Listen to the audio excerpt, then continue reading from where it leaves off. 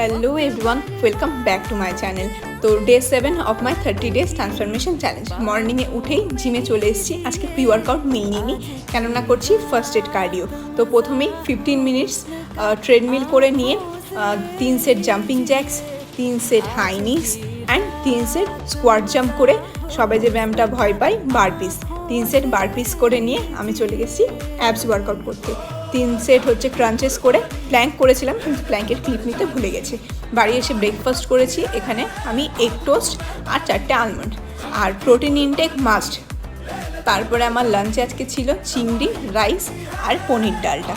তারপরে আমি ইভিনিংয়ে জিমে গিয়ে এই ফলটা খেয়েছি, ফলটার নাম তাড়াতাড়ি তোমরা কমেন্ট বক্সে বলো। আর রাতের ডিনারে ছিল হচ্ছে এই বিটরুট বেসন চিলাটা, সাথে ভেতরে আমি একটু চিজ দিয়ে নিয়েছিলাম। তো আর ছিল হচ্ছে এই বিটরুট জুসটা।